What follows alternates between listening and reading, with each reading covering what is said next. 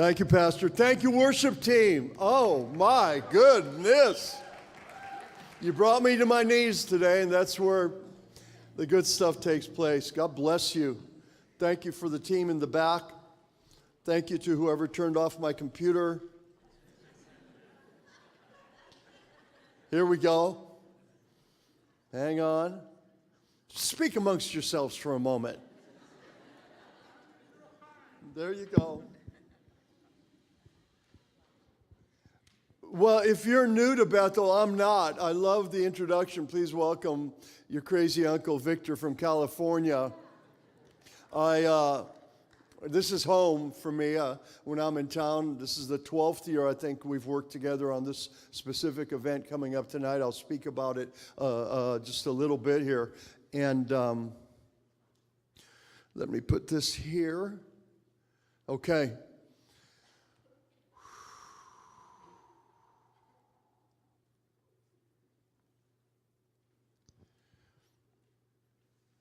This is a story you're all familiar with.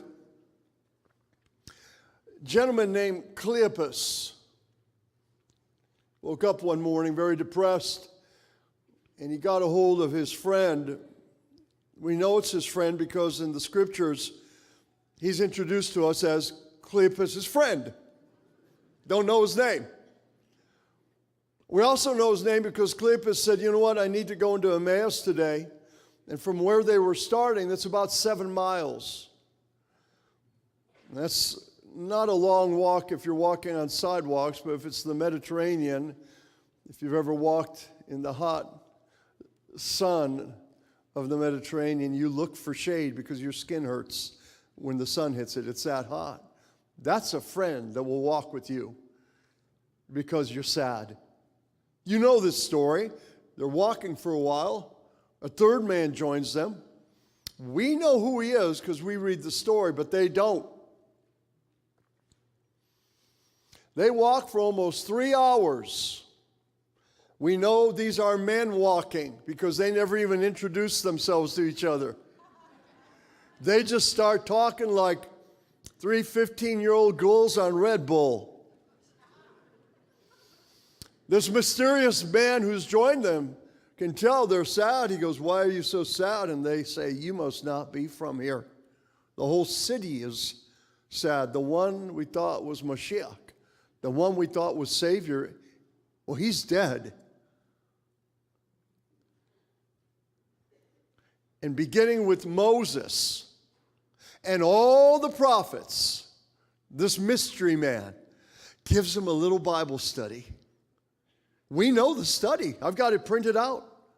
I know all the verses. So if you've studied the Word, you do too. You know every messianic verse. We know this Bible study. What a great small group that would be for 3 or 4 weeks. The Road to Emmaus Bible Study. We know the study. They didn't. Because Jesus had hid his identity to all of Israel. They get to where they're going. You know the story. They begged this mystery man to stay. He said, I'll stay for a little bit. They get some food on the table. He asks a blessing over it. And boom, he's gone. Right? You also knew these are men because the two guys are like, oh, I totally knew that was him. Man, my heart was burning within me. I need the verses on the screen. Just keep them up if you could. Yeah, just leave them up. That'd be best. They go, well, we knew it was him. I knew it was him. Well, I don't know if they did or not, but they knew then, right? That Bible study from Moses through all the prophets, there's only one other study that is as clear as the messianic verses, and it has to do with something God is doing right now on the earth that is a signal to the whole world. And I loved every song that we sang today, but several of them had to do with his faithfulness, right? His faithfulness, his promises. God is doing something right now on the earth as a banner, as a signal, as a sign to the Gentiles, to the non-Jews, that he's the God of covenant. He's the faithful God, not just a promise maker, but a promise keeper. And I want to take you, as Jesus did, with Cleopas and Cleopas' friend, I want to take you from Moses through all the prophets to show you what is happening right now on our generation, the battle God is in on the earth, and it's the battle of our generation. It's on our shoulders. It's on us. It starts in Genesis, and many of these are bread and butter verses to this church. I thank God for Pastor Ron and the family and the whole leadership here, everybody in the back who puts up with me each year when 2 minutes before we go, I say, hey, I'm going to move. I'm going to speak from the ground, and can we do this and that? Everybody here is so wonderful, especially your leaders that teach the whole world, the whole word of God here. You know this promise God made to Abram, to the Jewish people, to Abram and his descendants, a little strip of land, and he called it a forever promise. Doesn't end when Mashiach comes. It doesn't end when the world to come, when eternity begins. It's forever. It continues, this promise. At least that's what the Word of God comes. And then he's very specific. He says, no, it's not through Sarah, Sarah, your wife, not Hagar, not the handmaiden. Your wife's going to have a baby. Abram's like, well, yeah, we don't really do that anymore. He said, well, you're sure enough gonna. Because you're going to have a little baby boy. You're going to name him Isaac. And this covenant that I'm giving to you is going to go through him and all his descendants perpetually, forever, starting with Moses. Well, the problem then when going through all the prophets is the following. Get a pen out, start writing. Because this goes through all the prophets. Every major prophet, every minor prophet speaks of a people, a promise, and a property that God has intrinsically linked the holiness of his name to. I'm going to prove I'm God. I'm going to prove it to the whole world because I'm going to bring them back to their land and plant them and never be uprooted again. Beloved, it happened in May 14th, 1948. The angels, the prophets, the audience watching us in heaven, they'd been leaning over for almost 2,000 years, waiting. And it's in our generation, the nation of Israel has been reborn again. And God says it's for his name's sake, to show that he's holy. It's certainly for the sake of the Jewish people. He's not done yet. And then he specifically says it's for the Gentiles. I'm going to lift up a banner, a sign for the goyim. This is the Hebrew word, the nations, the Gentiles. Here's what it is. I'm going to gather the people of Israel and of Judah who have been scattered, and I'm going to bring them back from the four corners of the earth. Well, he gets very specific, and if we had 30 days in a row, we could go into it, but I've got about 30 minutes, so we're going to go quickly. Isaiah talks about with greater detail, because God is specific. When people say the devil's in the details, well, the devil's a liar. He took that because God is in the details. That's really the truth. And God gives us details through the prophets millennia before this ever happens. And he gets so specific that you would think no one could miss it, because he calls out the nations where the Jews will have been scattered and where he'll bring them back from. And he also says this is not the Babylonian exile. You all know, or if you don't, the Jews had been scattered before. Nehemiah, Ezra, Jeremiah, these prophets were all contemporaries, and they were talking about a time when the Jews had been scattered, the Babylonian exile, and God brought some of them back. But he makes clear, I'm not speaking of the Babylonian exile, because I'm going to gather them again, a second time. And here's where I'm going to be gathering them from. Assyria, which is Syria. Egypt, which is, anybody want to guess? You're all smart. Patros, Cush, Elam, from Shinar, Hamath, and then the islands of the world from all over the place.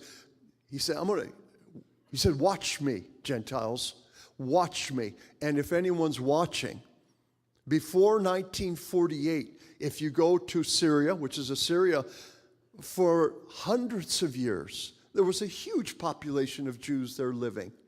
Over 30,000. After 1948, today, there's no Jews in Syria. Why? God said he'd gather them from Assyria. Let's visit Egypt for a minute.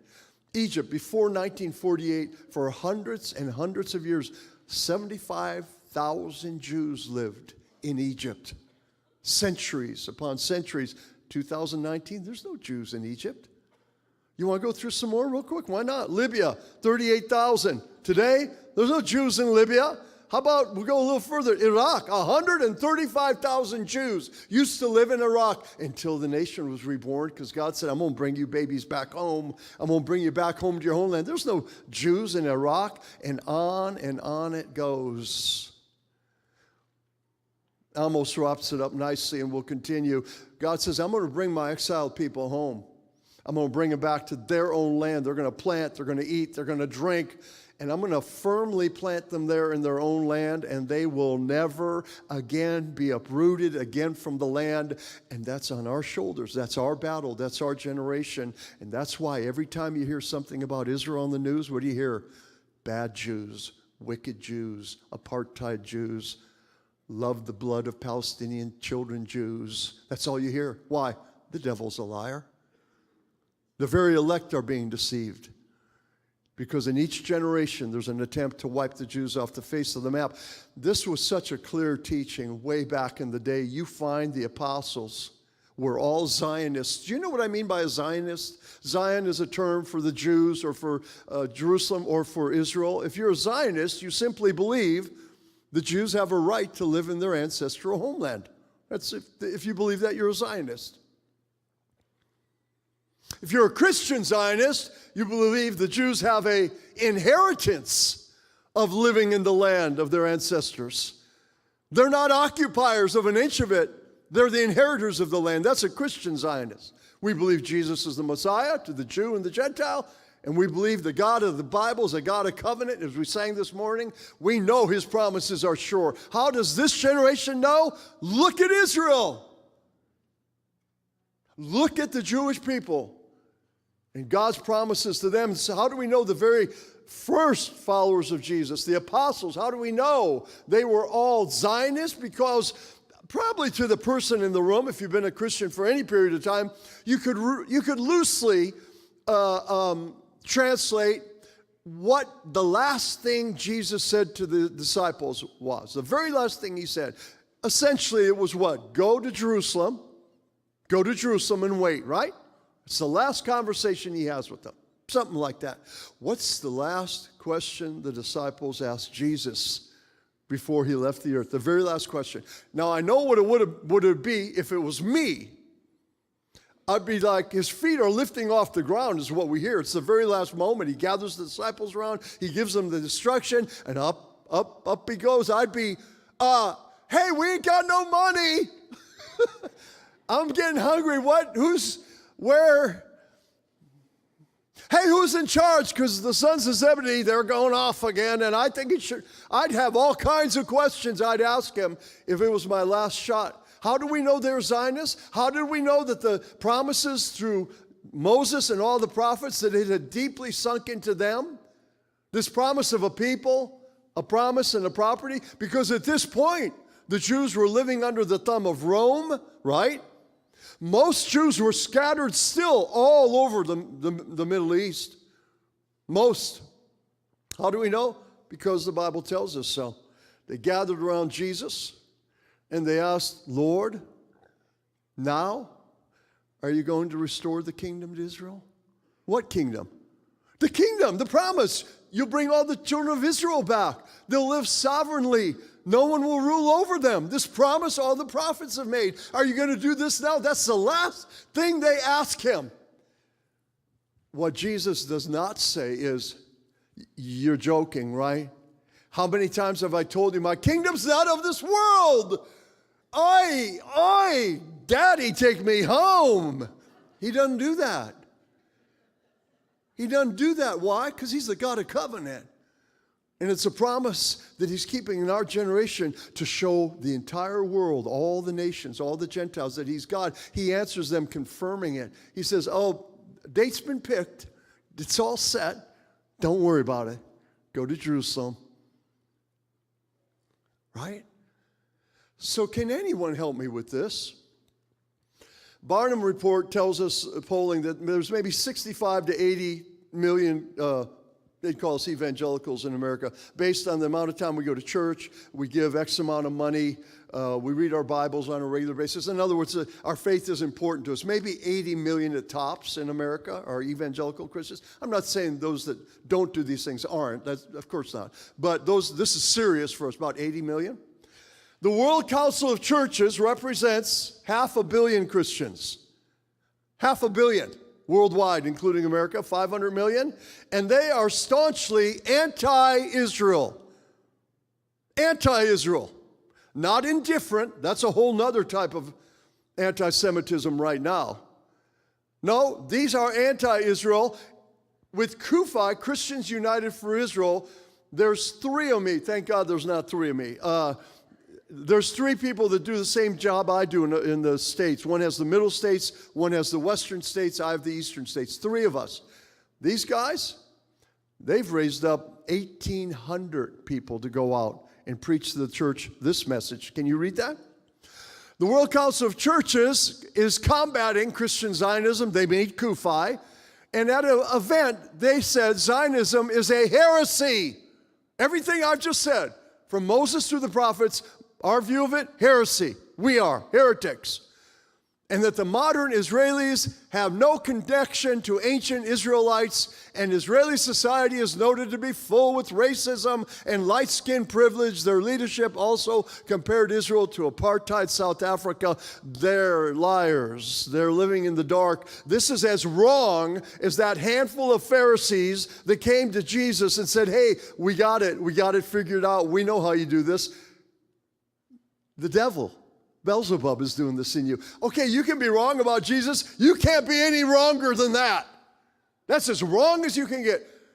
And for them to say this and to go around the nation and the world teaching it, they have 1,800 people doing it. There's three of me at CUFI preaching the truth. So when I tell you, you are precious in the sight of the Lord, I want you to understand what I mean. What I mean is you are precious in the sight of the Lord. This church is in New York, in the whole state of New York. I don't have one other church as powerful and as steadfast as this with this. And I believe this is the big thing God's doing on the earth. He's saving the lost. He is. He's healing the sick. Oh, for the new parents here, God bless you. Where are you? The new parents with their little children. I just want to tell you, my grandson is starting college, and it is hard right now, but in like 35, 40 years, it gets a little easier. And so God's doing all this. He's going to do what he do. He can walk and chew gum. But the big thing he is doing to show all the nations, according to Moses and all the prophets, is with Israel. That's the big thing. And this is the most solid, steadfast church in the entire state of New York. Right here, you're part of this church that continues to carry this year after year after year as you walk in concert with God. If you're new here, welcome to the NFL.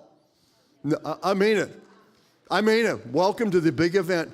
Tonight will be a display of that, and I do expect many of us will be here. Let me give you a quick view, if you're a Jew, what the world feels like today, because we don't know what we don't know. Say it. We don't know what we don't know. We're not Jews. We're not keeping an eye on this. The Jewish people are. They're scared to death. We just met with two of the largest synagogues in town this last week. They're scared to death. Why? Take a peek. Here's what's happening. And all these reports are about 2 to 3 months old. Europe. Matter of fact, this number is actually higher. Close to half of the Jews in Europe are getting ready to leave. Germany. France. You have as many Jews have left France in the last 4 years as when it was occupied during World War II. Not safe to be a Jew, self-identified as a Jew in France anymore. Europe, Christian Europe. Australia. I could do this the rest of the morning. I won't. Great Britain. My God, pray for that nation. Canada. The United States of America. You'll hear briefly tonight from one of our CUFI on campus representatives. We're on over 400 universities. Why? Because in many of the colleges in America today, our Jewish friends are afraid to wear their kippahs in public. What? You don't know what you don't know. It's not safe to be self-identified as a Jew on many of our campuses in the United States of America. That's just the world and the neighborhood Israel lives in. They heard it again this last week. They hear it every week. Iran, we're ready. We're ready to take out the little Satan. And if you haven't heard, it's been repeated for a decade now, Israel's the little Satan, and then they come after the big Satan, the United States of America. That's why our nation has just bought from Israel Iron Dome, that amazing technology that can shoot missiles out of the sky. We just bought it. We've got Iron Dome now on our eastern coast. Did you know that? Anything I share, it's legitimate. I know I look like I could have conspiracy theories. I don't. I used them up when I was 20. Look up any of this. We don't know what we don't know, and we can't keep our eye on everything, but this is the big event. This is the big thing God is doing, because he says, I'm going to show the nations that I'm God.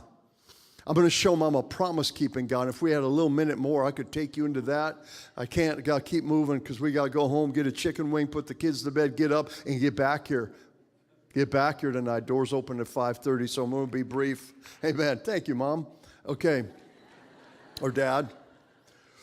How's the world responding? The United Nations. Let's just not do this anymore. Let's just not go, oi, the United Nothings. No, the United Nations speaks the voices of the leaders of every nation. Ambassadors to the UN don't get to voice their own opinions.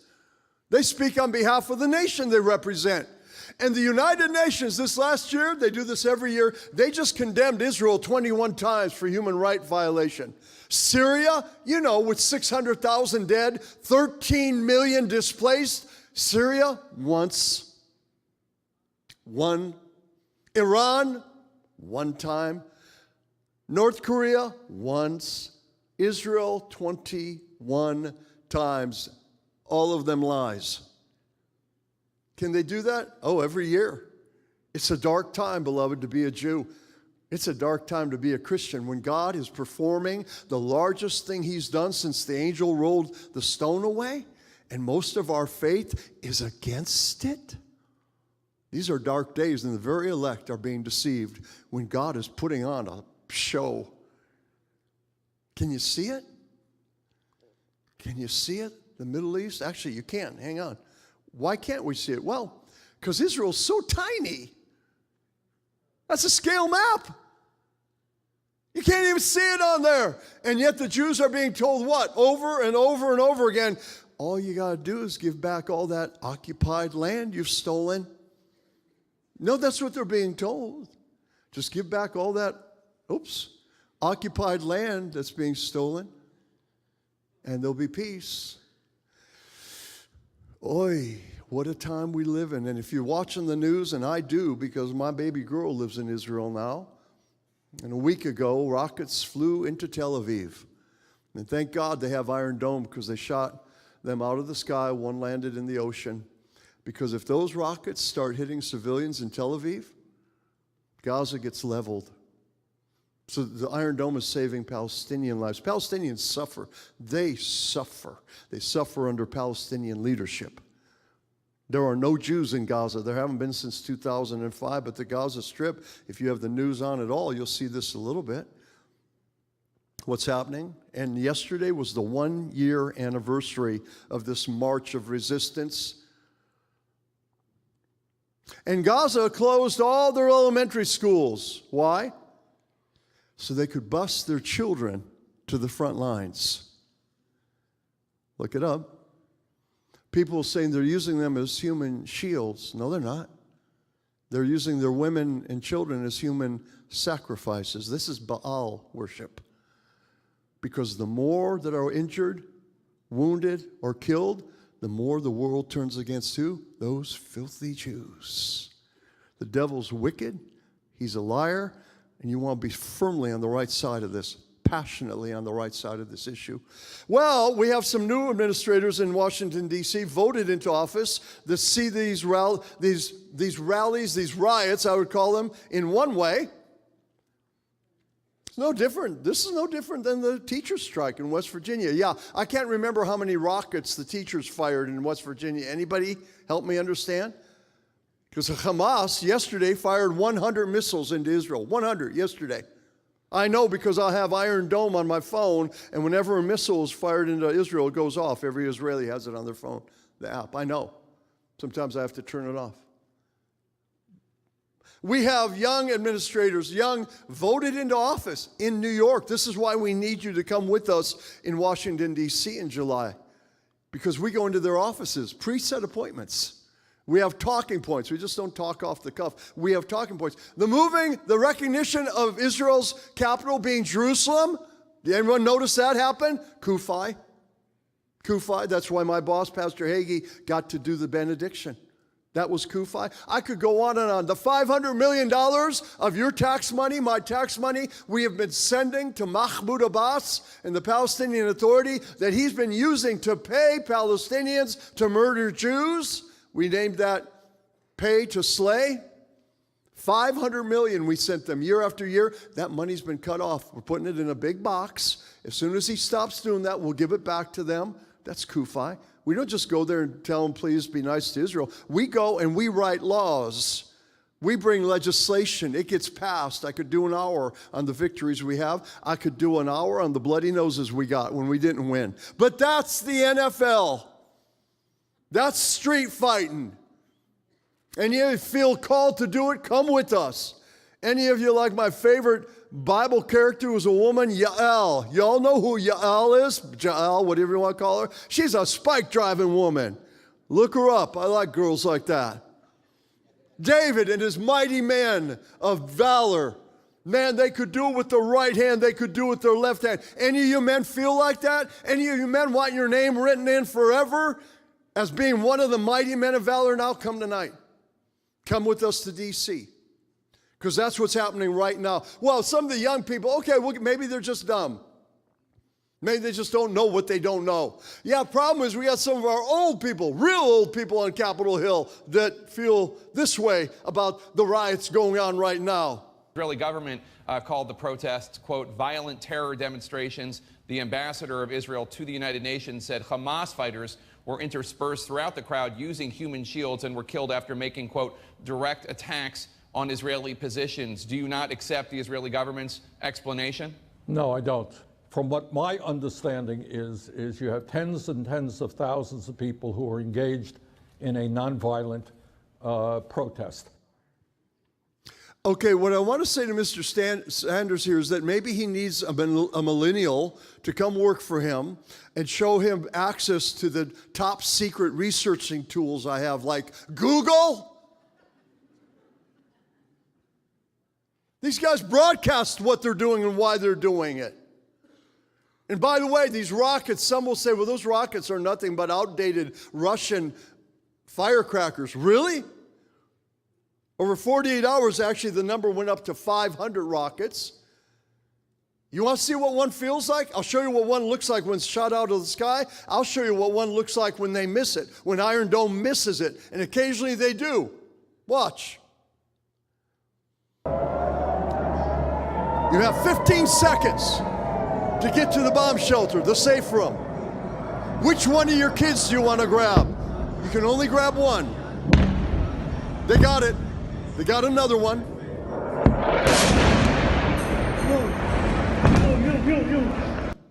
Firecrackers?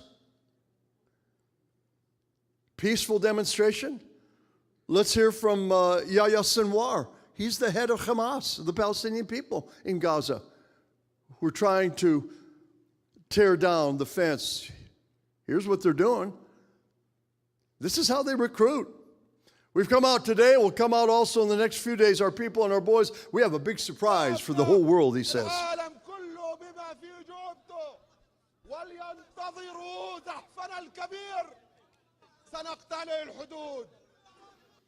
Going to tear down the border. We're going to tear down their hearts.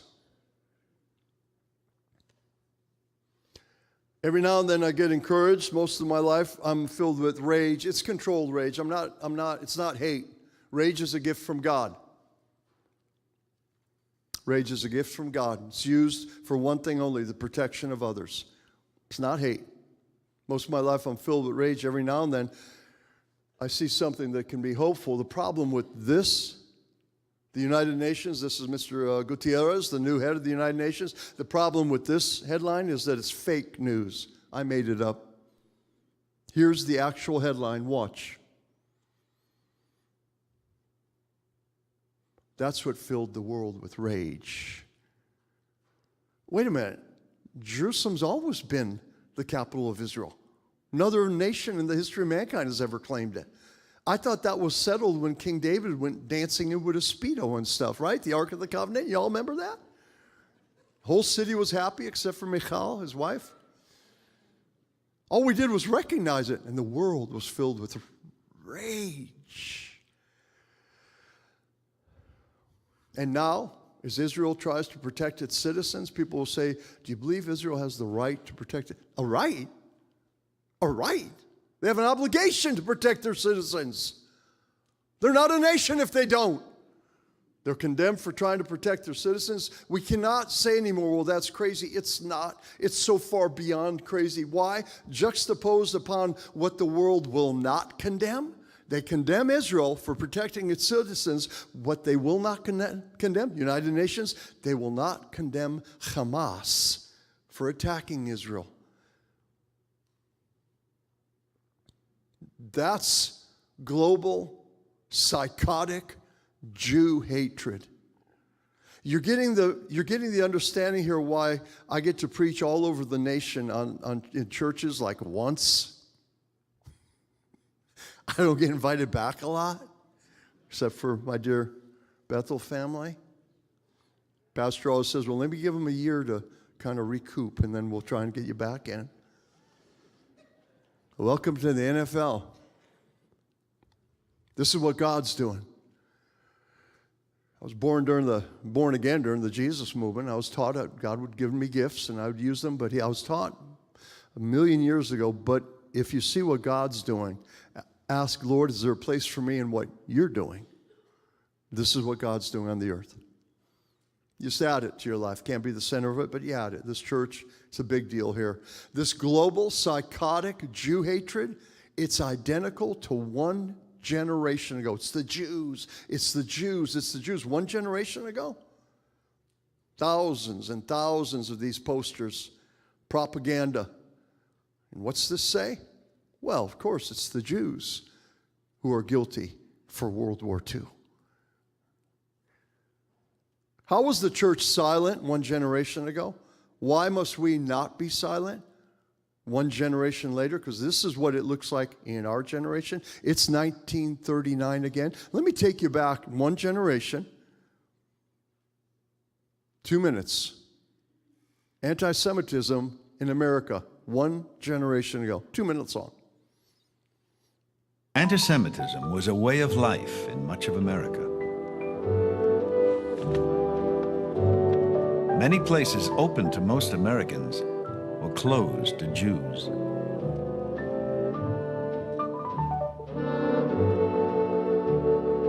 When I was maybe 7, 8 years old, we had recently moved to Washington, and on a hot day we decided to go to the beach. And people told us that there was a lovely beach somewhere in Chesapeake Bay, and we drove down there. And I still remember the sign, because as we drove up, we saw the sign which said, "No Jews or dogs allowed." There were restrictions in job opportunities. Dear Miss Cohen, we are sorry to inform you that it is our policy not to accept students of Jewish nationality. I had just finished college. The first position I was sent to, it was a one-man office, and he hired me immediately. And then at about 11 o'clock, he said to me, "What church do you go to?" I said, "I don't go to a church, I go to a synagogue." He said, "I wouldn't hire a Jew. You're fired." And went back to school crying. And Mrs. Kerwin, who was the teacher who sent us out on positions, said, "You're going to find that out a lot. You might as well get used to it." Jews could barely get jobs in engineering. The telephone company hired no Jews. The insurance company, aside from insurance agents within their structure, hired no Jews. The big three auto industry hired no Jews. Oh, you could become a distributor or something of the sort, but you couldn't go to work in their bureaucracy. In American academic life, Jews were systematically excluded. You could not get into the medical faculties very easily. That was part of the reason why Jewish hospitals became important in the 1930s. They offered places for Jews to practice. The situation was just as plain as this. You can get a job here. We can't pay you as much as we're paying our other associates, but you'll have a steady job here for a while, but don't count on ever becoming a partner, because we have no Jewish partners, and we will not have any Jewish partners. A 1939 public opinion poll showed how Americans felt. 1939, any world historians here? Anything else happening in the world around 1939? Europe? The church in Europe was Nazified. The church in America was silent. There was no Christians United for Israel. There was no CUFI. There was no Christian Zionism. And there was not one intercession on behalf of the Jews made by Christians on Capitol Hill. It bewilders our Jewish friends to this day. They'll never say anything. They're much too kind and wise to stir up the Gentiles. But it bewilders them to this day. How could the church remain silent when this was happening? 6 million Jews died. Beloved, let's not miss the second part of that. Over 60 million Gentiles died. World War II. Hitler could have been stopped at so many places. A few thousand people would have died. It would have been bloody, but it would have been contained. Nobody, not one nation, cared about what he did with his Jews. Those that bless him will be blessed. And that verse was made very clear. I like the way Dietrich Bonhoeffer says it. Silence in the face of evil is evil. God will not hold us guiltless. Not to speak is to speak. Not to act is to act. That's why this night town in Israel, it's not a hootenanny. It's not just a Sunday meeting. This one is different. Over a year ago, Pastor Ron started saying, you know, we throw great parties here. How many of you have been here for a night town in Israel? How many of you? About half, yeah, maybe half. You know, we enter the third heavens at times, just the sense of his presence and his glory. And Ron was saying a year ago, he said, I don't know what's going to be happening, but I think we need to do something more strategic. I said, sure, hey, you lead, I'll follow. This one is going to be, it's not Elliot Chodoff coming, it's Major Elliot Chodoff, Israeli Defense Force. He flew 24 hours to get here, to bring up to date what's happening in Israel. And now more than ever, the importance of us keeping our nation standing with Israel. That's all they need from us. Another hand of God on tonight. Over a year ago, before we even had the date picked, I believe, the largest and oldest synagogue in town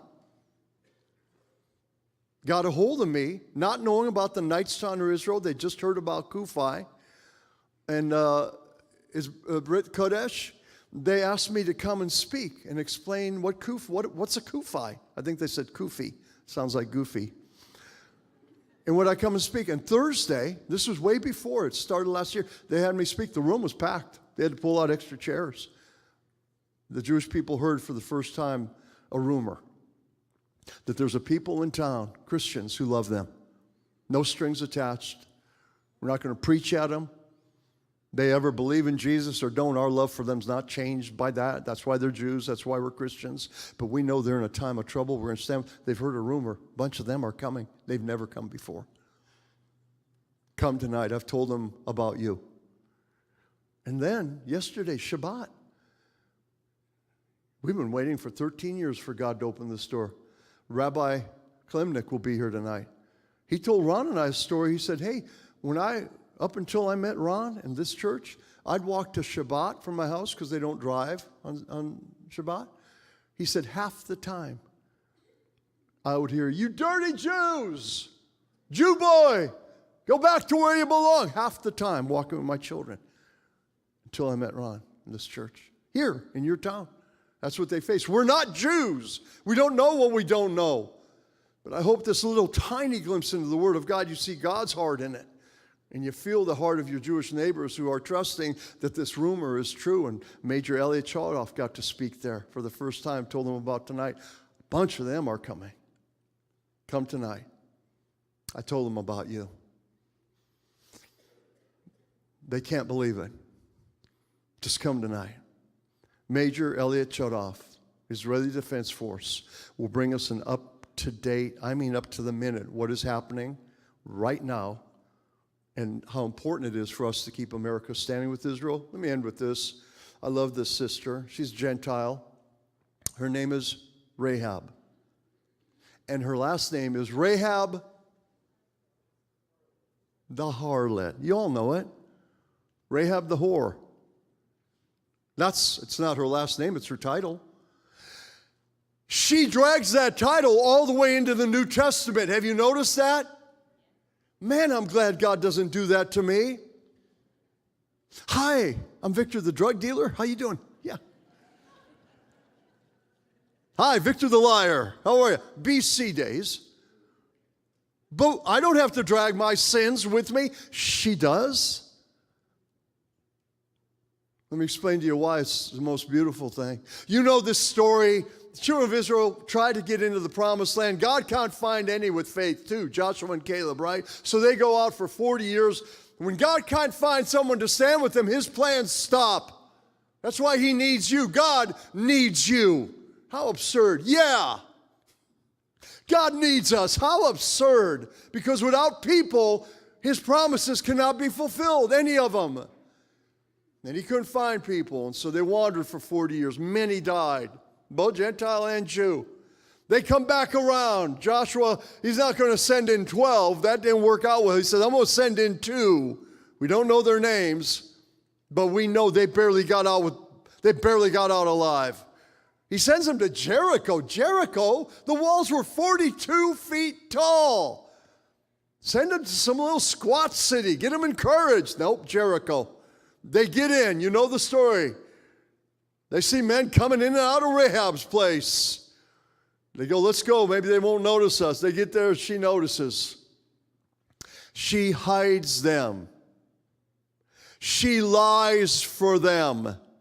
Grandpa, is it okay to lie? Every now and then, we'll talk about it. She lies for them, saves their life. Because the king sent people over, he heard they'd gone to Rahab. That's where everybody goes. She hides them upstairs. She covers them with straw before she tucks them in. They put a horrible plan together. I'm going to let a rope down this window 42 feet high. You guys just squirm down that rope and get out of here.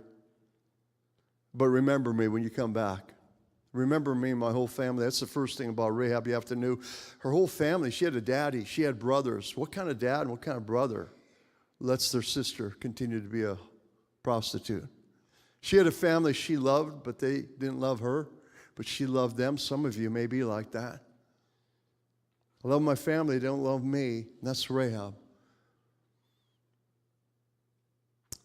She tells the 2 spies a little something before she tucks them in, and it's something like this. She goes, I know the Lord has given you this land. She's a Gentile. I don't worship her.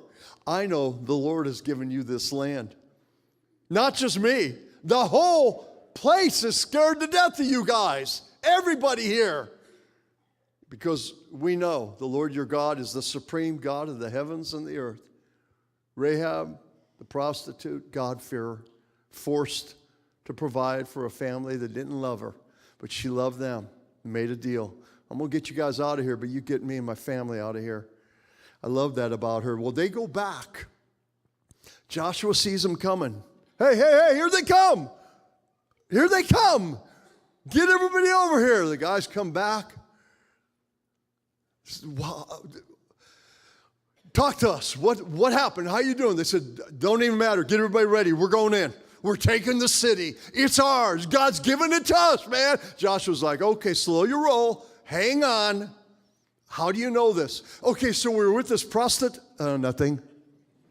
Wait. You were what? Well, there was this prostitute. I sent you in to do the Lord's work, and you went to... They explain the story. They go in. You know how the story goes. We sang it today. Ron prophesied it today. Just keep walking. That's all you can do. Just keep walking around those walls. Just keep walking with God. You can't win this battle. He will. Just stay real close to him. That's the story of Rahab. The Lord has given us the whole land, they told Joshua. For the people in the land are terrified of us. Beloved, we need to be courageous, because courage is contagious. And you need to be that by coming tonight, because we'll pass it on to our Jewish friends in town. And they'll go home encouraged. Well, here's the rest of the story, and I'm going to end. Man came knocking on Rahab's door one night. He'd seen her for a long time. He didn't want anything from her except to ask her to marry him. All of her dreams that she dared dream came true when Solomon knocked on her door one night. Would you marry me? She said, yeah.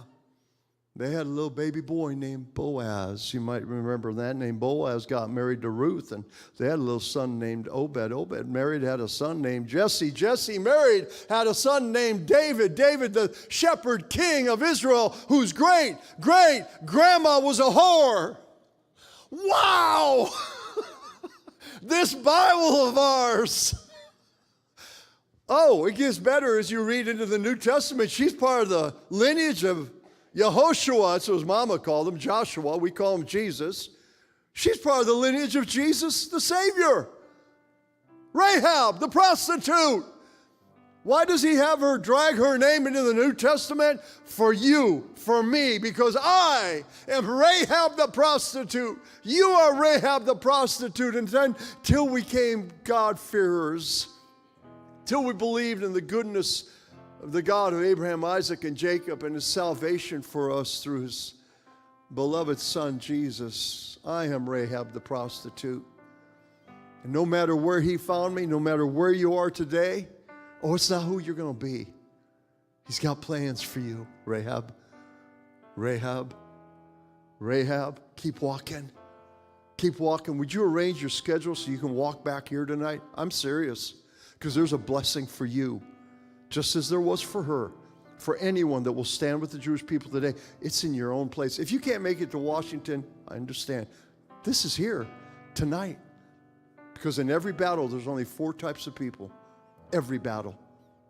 There's attackers, there's bystanders, there's protectors, and there's those being attacked. Let me end letting our Jewish community speak to you from their heart tonight.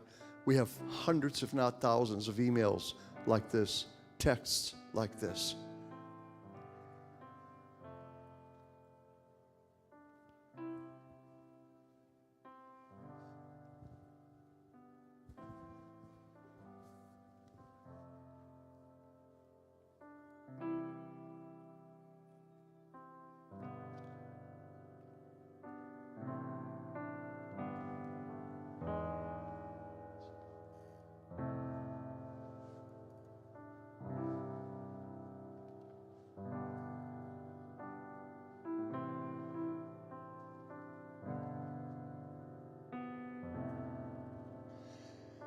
We will never be able to thank Kufi enough. That's the testimony we hear over and over and over again. I know it's sobering, and I wish Victor would be a little bit more passionate.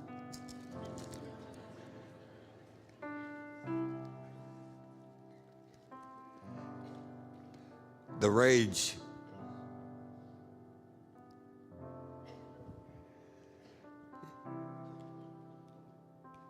is against injustice. We must stand for justice. We must pray for our nation. Support for Israel has been bipartisan always in our nation, but we see the cracks appearing in both parties to some extent. But we stand with God And because we stand with God, we stand for what he has purposed. And what has he purposed? Let me give you a picture of the future.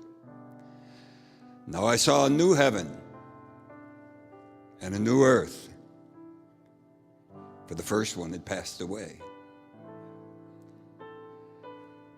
And John, who is given by the Holy Spirit this vision of the Revelation, says, I saw the holy city, the New Jerusalem, coming down from out of heaven from God, prepared as the bride adorned for her husband.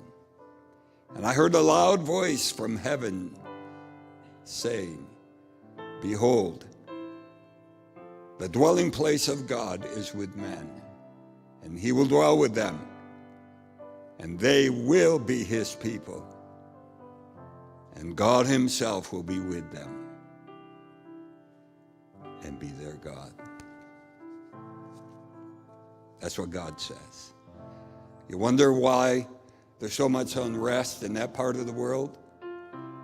Well, Jerusalem is going to become the capital of the whole earth. And Jesus Christ will reign supreme as King of Kings and Lord of Lords.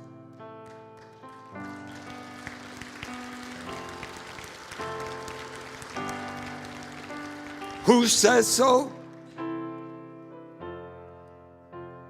The God who created it all, and the God who created you, and the God who created me.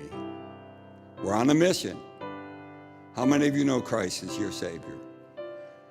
You have one mission, and that is to make Christ known, so that when others see you, they see him. Because if they see me, they might not be too attracted. But if they see Jesus in and through me, they'll be drawn to him. You see, if I put myself down and lift Jesus up, if I surrender myself to him and lift him up, here's what Jesus said, if I be lifted up, I'll draw all men to me. That's the role of his church, to stand with him in his purpose and to lift him up. So as I release you today, I just want to remind you, as we have a ministry team of people who pray before every service. They're ready to be here for you. We have a healing team. Some of those ready to pray for you. If you need healing in your body, we'd like you to come at the end of the service in just a minute after I pronounce a holy benediction for you that comes from the Jewish quarter.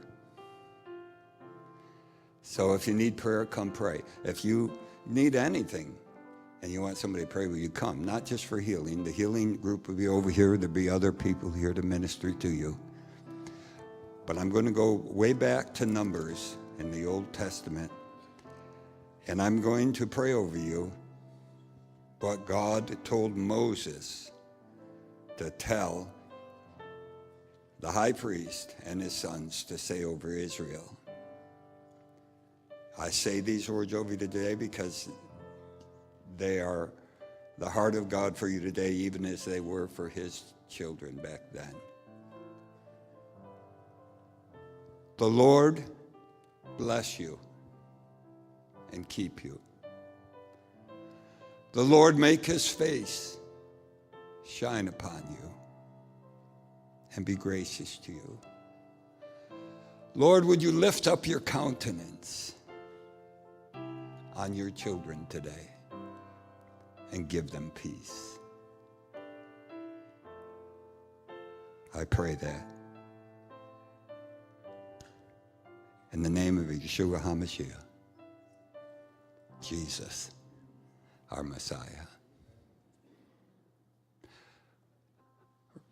Raise your hand and say, Pastor, I'll do everything in my power to come back tonight and support you in this. Thank you, and I know you will. We count on you. We're only just beginning. The best is ahead. The Lord bless you and be with you. Greet one another. Encourage one another. Pray for one another. Come on up here if you want prayer. Our team is ready. Come on up here, team. They're here. They're here for you. Need an introduction to Jesus? They'll introduce you to him. You need prayer, healing, whatever you need. But what I need for you is to see you tonight. The Lord bless you. Doors open 5:30. The meeting's at 6:30.